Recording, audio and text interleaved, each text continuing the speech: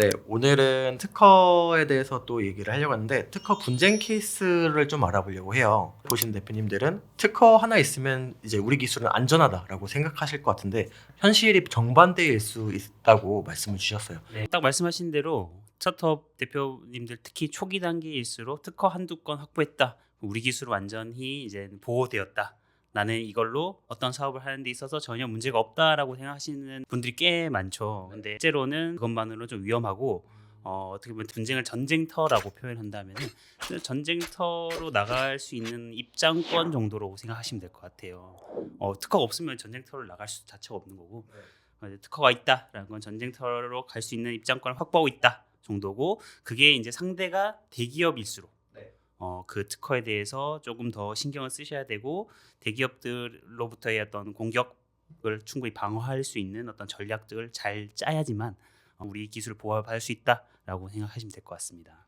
입장권이라는 표현이 조금 과한 표현일 수 있지만 그냥 그렇게 생각하시면 될 것 같아요. 특허라는 거를 확보함으로써 어떤 분쟁을 치를 수 있는 어떤 자격 요건이 있다인 거고, 그 전쟁에서 이길 수 있는 거는 특허의 확보가 아닌 그 특허의 질적인 어떤 전략적인 그런 부분이다.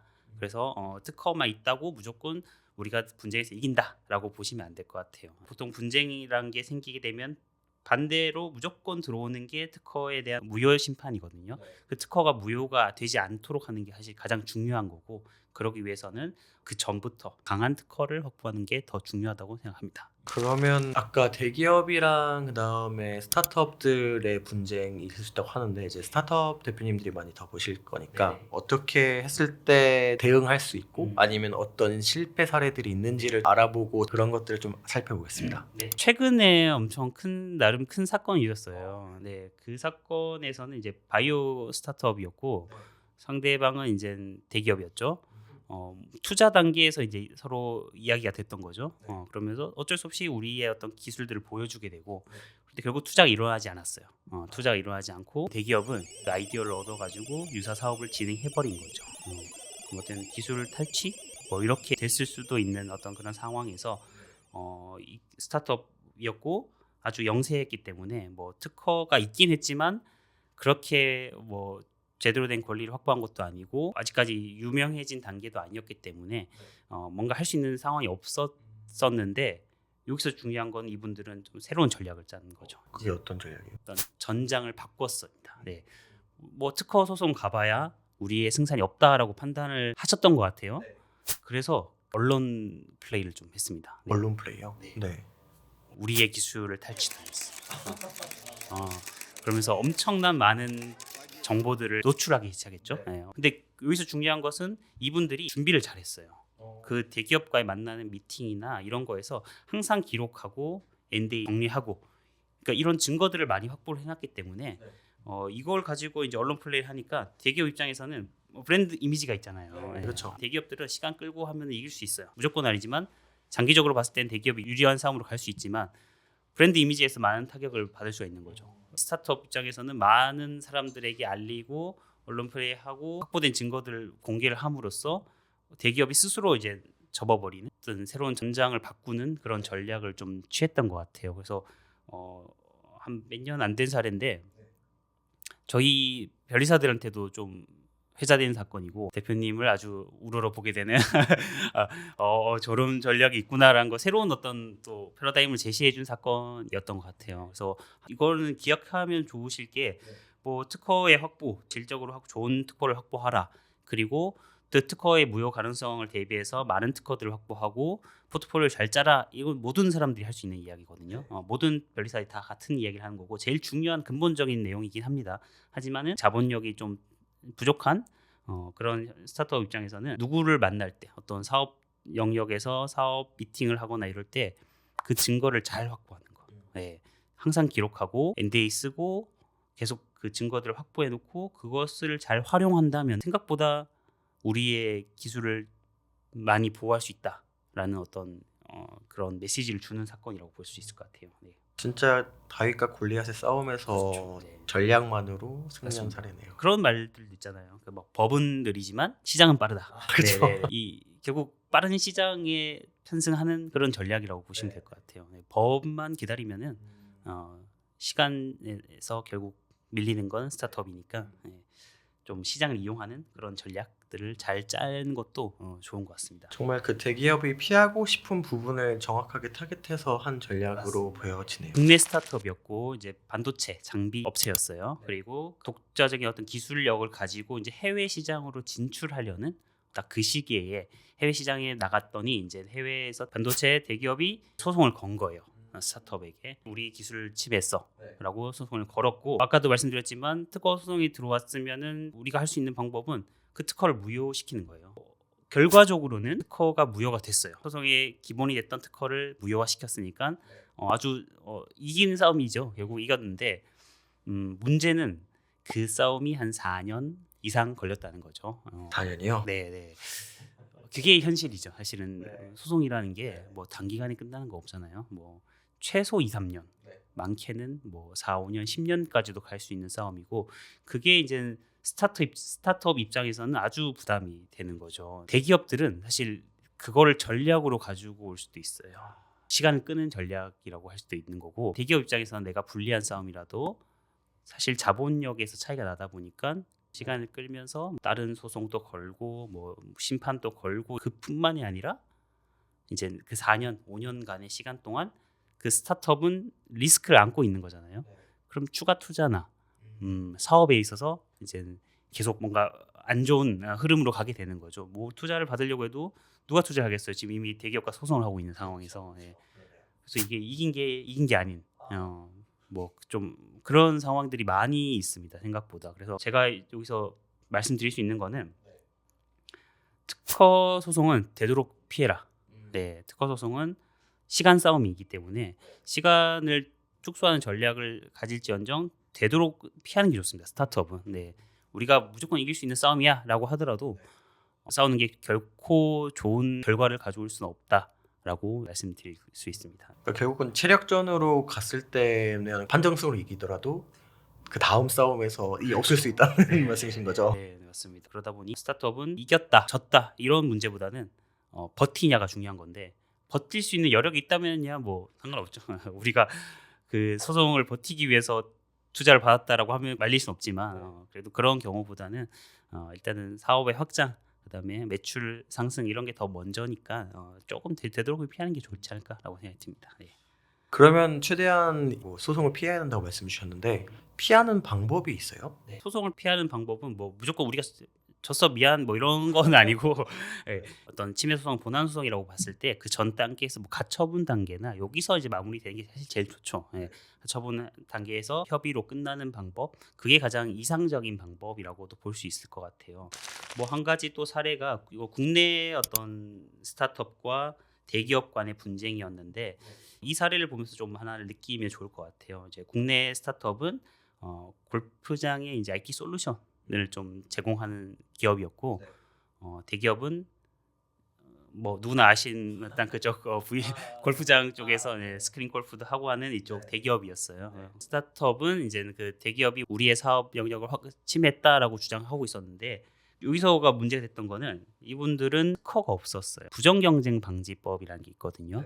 부정경쟁 방지법을 가지고 가처분 신청을 했습니다. 먼저 너희 우리 사업 영역을 침해했으니까 일단은 그쪽 사업을 정지시켜 주세요, 중단시켜 주세요라고 이렇게 가처분 신청했는데 결과적으로는 기각당했습니다. 네, 가처분이라는 것도 뭐 말이 좋아서 가처분이지 가처분 인정받는 게 상당히 어렵거든요. 특히나 특허가 없다면 특허가 없는 상황에서 뭐 부정경쟁 방지법으로 가처분 신청하고 이게 인용 판결 받기는 상당히 좀 어려운 문제가 있습니다. 이유는 특허라는 것은 어쨌든 국가가 인정한 권리잖아요. 근데 부정경쟁 방지법은 어떤 특별히 인정된 권리라기보다는 우리가 계속 영위하고 있는 사업 영역에 대해서 수요자들이 많이 알아주고 많이 유명해졌고 이런 것들로 통해 가지고 우리의 영역은 이거야라고 이렇게 얘기하는 거거든요. 그러니까 들어만 봐도 좀 추상적이잖아요. 그러니까 이거부터 먼저 주장을 해야 돼요. 특허는 특허권이 있어라고 하면 끝나는 문제인데, 부정경쟁 방지라는 것은 받아질 수는 있지만 그 자체가 이제 어느 정도 리스크가 있는 거죠. 그러다 보니까 가처분으로 이어지는 것까지가 상당히 좀 시간이 걸리고, 가처분이 이렇게 기각이 됐다라고 하면은 사실 뭐 더 이상 할 수 있는 게 없는 거죠. 대기업은 당연히 특허를 가지고 있을 거고 그 특허를 가지고 너희는 우리의 특허를 침해했어라고 이제 소송이 들어올 거고 그러면 사실 스타트업은 할 수 있는 게 없는 거죠. 예. 아무리 우리가 먼저 사업 영역을 확정하고 하더라도 특허 없이 그냥 부정경쟁 방지라는 어떤 법을 활용해서 대기업들을 막으려고 하는 거는 어려운 내용이고 확실하게 우리의 배타적인 권리를 확보하는 것이 중요하다. 여기서는 그렇게 한번 말씀드릴 수 있을 것 같습니다. 뭔가 지금까지 들었을 때 그럼 결국 스타트업과 대기업의 이제 싸움 분쟁 이렇게 가는데 결국 스타트업의 꼴은 그러면 대기업과 싸워서 이기는 게 목표가 돼야 되는 건가요? 이기면야 좋죠. 이기면 뭐든 좋죠. 네, 근데 방금 사례처럼 할 수 있는 것도 한계가 있을 것 같아서 다 그렇게 할 수 있는 것도 아니고. 뭐 스타트업 입장에서는 제가 생각하기에 가장 좋은 전략이라는 것은 네.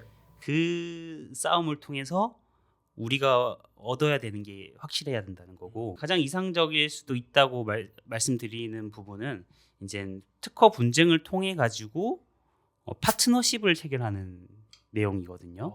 어쨌든 스타트업들은 어떤 해외 시장을 나가거나 어떤 사업 영역을 확장할 때 있어서 대기업과의 어떤 협업이 필요한 부분이고 그런데 우리가 아무리 뭐 협업 제안을 하더라도 대기업은 사실 그런 제한이 너무 많기 때문에 함부로 이렇게 받아주진 않잖아요. 그래서 특허 소송을 좀 이용하는 전략도 있을 수 있습니다. 이게 뭐 선후의 차이겠지만 국내 스타트업이 소송을 통해 가지고 그 대기업과의 협약 자리가 마련이 된 거예요. 그래서 시작은 소송이었지만 최종적으로는 그게 파트너십 체결로 이어지면서 결과적으로는 승리하게 된. 그 소송 자체가 무마됐지만 승패를 떠나서 그 대기업과의 파트너십까지 체결할 수 있는 그런 전략들 이것도 아주 바람직한 아주 이상적인 스타트업의 특허 전략이 아닐까라고 생각이 듭니다. 그러면 지금까지 말씀 주신 거를 들어봤을 때 특허를 정말 뭔가 이런 기술에 대한 권리를 등록해 둔다, 보호를 위해서 한다라고만 볼 게 아니라 좀 다방면으로 생각을 하고 다양한 이슈들이 있을 수 있다라고 좀 생각이 들어요. 맞습니다. 네. 그래서 특허를 전략적으로 접근하는 게 진짜 중요하고 스타트업일수록 이제 특허를 막 무한정 쏟아낼 수는 없는 상황이다 보니까 지금 아까 사례 같은 경우에서는 길목 특허라고도 저희가 이야기를 하거든요. 그 어떤 가는 길목을 딱 잡고 있는 특허, 이 특허 한두 개를 가져가는 게 엄청 중요할 거고요. 결국 가처분 사례에서 말씀드렸던 것처럼 특허가 없으면 안 되는 거고 특허가 있더라도 그게 무효 가능성이 있으면은 이제 가처분이나 인용이 안 되는 거니까 이야기를 하다 보면 이렇게 되는데 특허가 무효가 되지 않도록 하는 게 어떤 특허냐? 사실 한두 개의 특허만 있으면은 어떻게든 무효시킬 수가 있어요. 무효 가능성은 사실 과반 이상이거든요. 생애 70% 80%까지 갈 수 있어요. 그래서 한두 개의 특허로서 우리 사업을 완전하게 보호했다라고 생각하면 오산이고요. 특허 포트폴리오라고 하는데 촘촘하게 특허를 망을 형성하는 거죠. 그 기술에 대해서. 그렇다 보면은 분쟁을 이제 소송을 당한 상대방 입장에서 특허를 무효시켜야 되는데 무효시킬 특허가 한두 개가 아니에요. 한두 개 아니고 막 서로 엮여 있고 엄청 촘촘하게 짜여 있어요. 그러면 이제 무효시킬 가능성이 좀 떨어지는 거죠. 그렇게 우리가 특허를 만들 때 있어서는 그런 방향들을 좀 가야 되지 않을까 싶습니다. 스타트업 입장에서는 그 특허 한두 개 빨리 만들어 가지고 뭐 지원 사업이라든지 투자했을 때 조금이라도 뭐 정량적인 점수를 얻겠다 이런 접근도 분명히 해야 되는 방법이지만 적당하게 특허가 쌓였다면 아까 말씀드린 길목 특허라든가 아니면은 특허망을 구축한다거나 해외 시장 진출하고 대기업을 상대할 때 있어서 특허로서 우리가 피해보지 않도록 그런 전략들을 짜고 시작을 해야 되지 않을까라고 생각이 드네요. 진짜 전략적으로 접근해야 될 것 같다는 생각이 드네요. 그러니까 이게 결국 촘촘하다는 게 대기업이 공격하려고 하더라도 여기만 건드렸을 게 아니라 이것도 해야 되고 저것도 해야 되니까 좀 곤란한데라는 느낌이 들게끔 해야 된다는 말씀이신 거죠? 그 정도만 주더라도 충분히 협상이 가능해요. 예. 아까 말씀드렸지만 승패의 결과를 보는 것보다는 협상으로, 협약으로, 협의로 끝나야 되는 부분이 훨씬 이길 수 있다. 그러기 위해서는 어렵게 만드는 거죠. 상대방이 곤란하게 만드는 거죠. 괜히 건드렸다 귀찮아질 것 맞습니다. 네. 진짜 어떤 좋은 특 하나만으로 우리가 세계 시장을 진출할 수 있어라는 생각보다는 조금 전략적으로 들어가는 게 어떨까 싶습니다. 알겠습니다. 오늘 이제 분쟁 사례를 통해서 말씀드릴 수 있는 거는 세 가지인 것 같아요. 스타트업 입장에서는 첫 번째는 계속 말씀드리고 있는 무효 공격을 버틸 수 있는 좋은 특허를 확보하라. 그 좋은 특허라는 거는 길목 특허일 수도 있고 특허망일 수도 있고 그죠? 그거는 이제 전략에 따라서 달라질 겁니다. 사업에 따라 달라질 거고. 그리고 두 번째가 이제 전장을 바꿔라. 아까 말씀드린 스타트업에서 좀 현실적인 이야기일 수 있어요. 그리고 특허가 부족할 때, 그럴 때는 최대한 기록을 하고 정제된 기록들을 통해 가지고 언론 플레이라든지 그 상대방에게 우리의 권리를 확실하게 주장할 수 있는 그런 기록들을 만드는 것. 그렇게 두 번째. 그리고 세 번째가 목표를 승소로 두지 말고 협상으로 둬라. 네. 우리가 이 소송에서 이기려고만 하지 말고 빠르게 마무리되되 그 기업과의 어떤 협업할 수 있는 루트를 만들어 가지고 지금 당장의 이익을 좀 줄이더라도 미래 이익을 보면서 좀 전략적으로 사업 전략을 구상하는 것.